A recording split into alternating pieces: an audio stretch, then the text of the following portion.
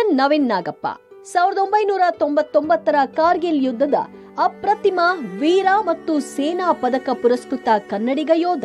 ಯುದ್ಧ ಭೂಮಿಯಲ್ಲಿ ಶತ್ರುಗಳ ಸಂಹಾರ ಮಾಡಿದ ಸೇನಾನಿ. ಕಾರ್ಗಿಲ್ ವಾರ್ನಲ್ಲಿ ಕ್ಯಾಪ್ಟನ್ ವಿಕ್ರಮ್ ಬಾತ್ರಾ ರೆಜಿಮೆಂಟ್ನಲ್ಲಿದ್ದ ಕ್ಯಾಪ್ಟನ್ ನವೀನ್ ನಾಗಪ್ಪಗೆ ಮಸ್ಕೋ ಕಣಿವೆಯಲ್ಲಿ ಭಾರತದ ಬಂಕರ್ಗಳ ಜವಾಬ್ದಾರಿ ನೀಡಲಾಗಿತ್ತು. 120 ಸೈನಿಕರ ಗುಂಪಿನ ಮೇಲ್ವಿಚಾರಣೆ ಹೊಣೆ ಹೊತ್ತು ಬಂಕರ್ ಪಾಯಿಂಟ್ ಕಡೆಗೆ ಮುನ್ನಡೆದಿದ್ರು.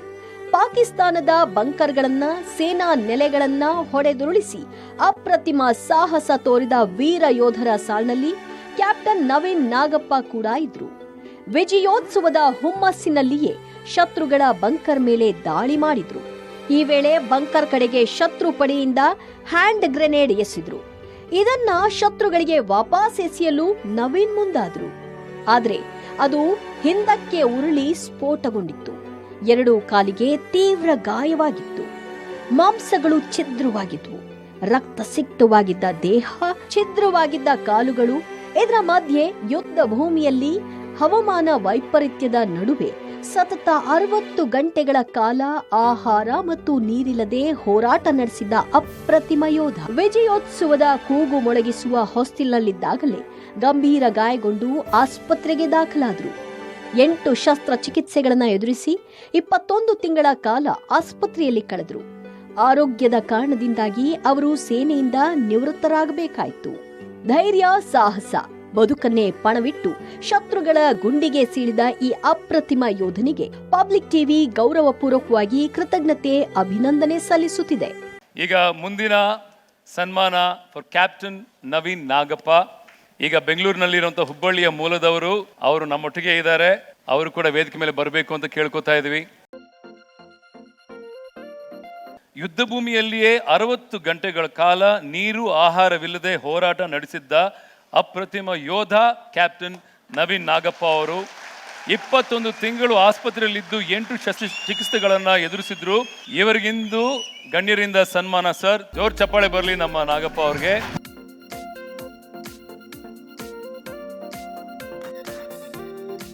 ಕ್ಯಾಪ್ಟನ್ ನವೀನ್ ನಾಗಪ್ಪ ಸರ್, ನಿಮ್ಮ ಕಡೆ ಒಂದು 2 ಮಾತು. ಕಾರ್ಗಿಲ್ ಯುದ್ಧದಲ್ಲಿ ನಂದು ಒಂದು ಸಣ್ಣ ಅಳಿಲಿ ಸೇರಿದೆ ಅಂತ ಹೇಳಲಿಕ್ಕೆ ಭಾಳ ಹೆಮ್ಮೆ ಆಗುತ್ತೆ. ಬಂಧುಗಳೇ, ನನಗೆ ಅವಾಗ 6 ತಿಂಗಳ ಸರ್ವಿಸ್, 25 ವರ್ಷ ವಯಸ್ಸು. ಜನವರಿಯಲ್ಲಿ ಜಾಯ್ನ್ ಆಗಿದ್ದೆ, ಜುಲೈಯಲ್ಲಿ ಯುದ್ಧ ಶುರು ಆಗುತ್ತೆ. With a age bracket of around 25 years, with just 6 months of service behind me, I had to lead 120 men into the battlefield. 120 ಜನ ಯುದ್ಧ ಕರ್ಕೊಂಡೋಗಿದ್ದೆ. ಜುಲೈ 4ನೇ ತಾರೀಕು ಅಟ್ಯಾಕನ್ನು ಲಾಂಚ್ ಮಾಡ್ತೀವಿ. 6ನೇ ತಾರೀಕು ರಾತ್ರಿ ಯುದ್ಧ ಆಗುತ್ತೆ, 4ನೇ ತಾರೀಕು ಯುದ್ಧ ಆಗುತ್ತೆ, 5ನೇ ತಾರೀಕು ಯುದ್ಧ ಆಗುತ್ತೆ, 6ನೇ ತಾರೀಕು ಯುದ್ಧ ಆಗುತ್ತೆ, 7ನೇ ತಾರೀಕು ಹೋದ್ರಿಗೂ ಯುದ್ಧ ನಡೀತಾ ಇದೆ. Imagine, it's more than 3 days. ಊಟ ಇಲ್ಲ, ನಿದ್ರೆ ಇಲ್ದಂಗೆ ಹೋರಾಡಿದ್ವಿ. ಊಟ ಹೊಟ್ಟೆ ಹಸಿದ್ರೆ ಏನು ಮಾಡ್ತಿದ್ವಿ ಅಂದರೆ, ಊಟ ಮೇಲಿಂದ ತರ್ಸೋಕ್ಕಾಗಲ್ಲ. ಹಾಗಾಗಿ ಜುಲೈ ತಿಂಗಳಲ್ಲೂ ಇಲ್ಲಿ ಹಿಮ ಇರುತ್ತೆ. ಹಿಮದ ಮೇಲಿನ ಭಾಗ ಗಲೀಜಾಗಿರುತ್ತೆ, ಅದನ್ನು ತೆಗಿತಿದ್ವಿ. ಕೆಳಗಿನ ಭಾಗ ಏನು ರಿಲೇಟಿವ್ಲಿ ಫ್ರೆಶ್ ಇರ್ತಿತ್ತು, ಅದನ್ನು ಬಾಯಲ್ಲಿ ಹಾಕ್ಕೊತಾ ಇದ್ವಿ. Just to get a feel ಕಿ ಹಮ್ಲೆ ಬಿ ಕುಚ್ ಖಾನಾ ಖಾಯಾ ಹುವಾ ಹೈ. 7ನೇ ತಾರೀಕು ಜುಲೈ ನೆನ್ಪಿಟ್ಕೊಳ್ಳಿ. 4ನೇ ತಾರೀಕು ಜುಲೈ ಅಟ್ಯಾಕನ್ನು ಲಾಂಚ್ ಮಾಡ್ತೀವಿ. 7ನೇ ತಾರೀಕು ಜುಲೈ ನಾನು ಇನ್ನು ಒಂದೇ ಒಂದು ಬಂಕರ್ ಉಳ್ಕೊಂಡಿದೆ. ಅದನ್ನು ವಶಪಡಿಸ್ಕೊಂಡ್ರೆ ನಾವು ಬೆಟ್ಟವನ್ನು ಗೆದ್ದಾಗುತ್ತೆ. 7ನೇ ತಾರೀಕು ಬೆಳಗಿನ ಜಾವ ಅವರು ಪಾಕಿಸ್ತಾನದವ್ರು ಒಂದು ಹ್ಯಾಂಡ್ ಗ್ರೆನೇಡನ್ನು ಎಸಿತಾರೆ. ಅದು ಬಂದು ನನ್ನ ಕಾಲ ಹತ್ರ ಬೀಳುತ್ತೆ. ಅದ್ರ ಡಿಸೈನ್ ಹೇಗಿರುತ್ತೆ ಅಂದರೆ, 4 ಸೆಕೆಂಡ್ ಟೈಮ್ ಲಾಗಿರುತ್ತೆ. ನೀವು ಪಿನ್ ತೆಗಿತೀರಾ, ಎಸಿತೀರಾ, ಅಲ್ಲೋಗಿ ಬೀಳುತ್ತೆ, 4 ಸೆಕೆಂಡ್ ನಂತರ ಬೀಳುತ್ತೆ. So that the impact is there, ಅಂದರೆ ಶತ್ರುಗೆ ಪೆಟ್ಟು ಬೀಳಿ ಅಂತ. ದ ಕಿಲ್ಲಿಂಗ್ ರೇಡಿಯಸ್ ಅಂತ ಹೇಳ್ತೀವಿ. ಗ್ರೆನೇಡ್ ಇಲ್ಲ ಅಂದ್ರೆ, ಹೈಪೋಥೆಟಿಕಲಿ ಗ್ರೆನೇಡ್ ಇಲ್ಲ ಅನ್ನೋದು ಬಿದ್ದು ಸಿಡಿದ್ರೆ ಅಕ್ಕಪಕ್ಕ ಇದ್ದಂಥ ಸುಮಾರು 5 ರಿಂದ 10 ಮೀಟರ್ ಎಲ್ಲ ಛಿದ್ರೆ ಆಗುತ್ತೆ. ಅಂಥ ಒಂದು ಹ್ಯಾಂಡ್ ಗ್ರೆನೇಡ್ ಬಂದು ನನ್ನ ಕಾಲ ಹತ್ರ ಬಿದ್ದಿದೆ. ನಾನು ಏನೇ ಮಾಡಬೇಕಂದ್ರೂ 4 ಸೆಕೆಂಡೆಲ್ಲ ಮಾಡಬೇಕು. ನಂಗೆ ಟ್ರೈನಿಂಗಲ್ಲಿ ಹೇಳ್ಕೊಟ್ಟಿರ್ತಾರೆ. ಎದ್ದು ಓಡೋಕ್ಕಾಗಲ್ಲ, ಯಾಕಂದರೆ ಮೇಲೆ ಕುಂತಂಥ ಪಾಕಿಸ್ತಾನದವ್ರು ಕಾಯ್ತಾ ಇದ್ದಾರೆ, ಏನಾದರೂ ಹರ್ಕತ್ತಾದರೆ ಶೂಟ್ ಮಾಡೋಣ ಅಂತ. ಎದ್ದು ಓಡೋಕ್ಕಾಗಲ್ಲ. ಹಾಗಾಗಿ ನನಗೆ ಒಂದೇ ಇದ್ದಿದ್ದ ಅವಕಾಶ, ಎತ್ಕೊಂಡೆ ವಾಪಸ್ ಸಿಲಿಕ್ಕೆ ಹೋದೆ. ನೀವು ಇಮ್ಯಾಜಿನ್ ಮಾಡಿ, ಹಬ್ಬದಲ್ಲಿ ಪಟಾಕಿ ಹೊಡಿತೀರಾ ಅಂದರೆ ಎಷ್ಟು ದೂರ ಓಡೋಗ್ತೀರಾ. But a live grenade with a killing radius of 10 meters, I had to pick it up and try to lob it. ಅದನ್ನು ವಾಪಸ್ ನೀವೇನಾದರೂ ಒಂದು ಕಲ್ಲನ್ನು ಎಸಿತೀರಂದರೆ you need a proper swing, right? ನಿಮ್ಗೊಂದು ಕೈ ಸ್ವಿಂಗ್ ಆದರೆ ದೂರ ಹೋಗುತ್ತೆ. ನಂಗೆ ಆ ಸ್ವಿಂಗ್ ಸಿಗಲಿಲ್ಲ, ಯಾಕಂದರೆ ಒಂದು ಕನ್ಸ್ಟ್ರೇಂಟ್ ಸ್ಪೇಸಲ್ಲಿ ಕುತ್ಕೊಂಡಿದ್ದೆ. ಎತ್ಕೊಂಡೆ ವಾಪಸ್ ಎಸಿಲಿಕ್ಕೆ ಹೋದೆ. ಅನ್ಫಾರ್ಚುನೇಟ್ಲಿ ಅದು ಬಂಡೆಗಳಿಗೆ ಬಡಿತು, ಉರುಳಿ ಬಂದು ಮತ್ತೆ ನನ್ನ ಕಾಲ ಹತ್ರ ಬಿತ್ತು.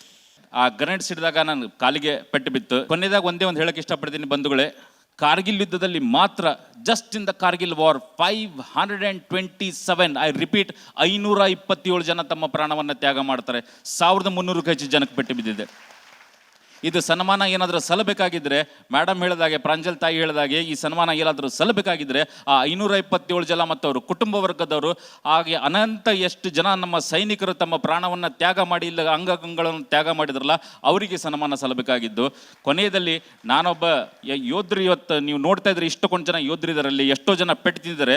ಅವ್ರು ಏನನ್ನೂ ಬಯಸಲ್ಲ, ಏನನ್ನೂ ಕೇಳಲ್ಲ. ನನಗೆ ಸೈಟ್ ಬೇಕು, ನಮಗೆ ದುಡ್ಡು ಬೇಕು, ನನಗೆ ಬಂಗ್ಲೆ ಬೇಕು ಅಂತ ಏನನ್ನೂ ಕೇಳಲ್ಲ. ಬಟ್ ನಾನೊಬ್ಬ ಮಾಜಿ ಸೈನಿಕನಾಗಿ ನಿಮ್ಮಲ್ಲಿ ಒಂದು ಸಣ್ಣ ಬೇಡಿಕೆಯನ್ನು ಇಡ್ತೀನಿ.